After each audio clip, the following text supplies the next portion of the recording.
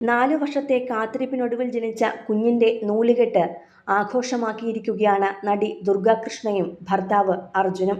കൊച്ചിയിലെ ചിറ്റിലപ്പള്ളി സ്ക്വയറിൽ നടത്തിയ നൂലുകെട്ട് ആഘോഷത്തിന്റെ ദൃശ്യങ്ങളാണ് ഇപ്പോൾ സോഷ്യൽ മീഡിയയിൽ ശ്രദ്ധ നേടുന്നത്. ഒരു താമരപ്പൂവിൽ വിരിഞ്ഞു നിൽക്കുന്ന സരസ്വതിയെ പശ്ചാത്തലത്തിൽ ഒരുക്കി താമരപ്പൂവിന്റെ അതേ നിറത്തിലുള്ള കോസ്റ്റ്യൂമുകളും ധരിച്ചാണ് ദുർഗയും അർജുനും മകളുടെ നൂലുകെട്ടിന് എത്തിയത്. സാധാരണ ദുർഗയുടെ സ്ഥിരം മേക്കപ്പ് ആർട്ടിസ്റ്റായി എത്തുന്നത് വികാസ് ആണ്.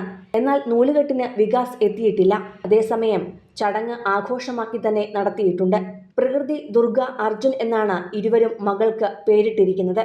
ഒരാഴ്ച മുമ്പ് ഭർത്താവിന്റെ സ്നേഹക്കുറവിനെക്കുറിച്ച് പറഞ്ഞുകൊണ്ട് ദുർഗ പങ്കുവച്ച കുറിപ്പ് ഏറെ ശ്രദ്ധ നേടിയിരുന്നു. പിന്നാലെയാണ് ദുർഗയെ സ്നേഹത്തോടെ ചേർത്ത് പിടിച്ചിരിക്കുന്ന അർജുനെ കൂടി കാണിച്ചുകൊണ്ട് നൂലുകെട്ട് ചടങ്ങ് നടത്തിയത്.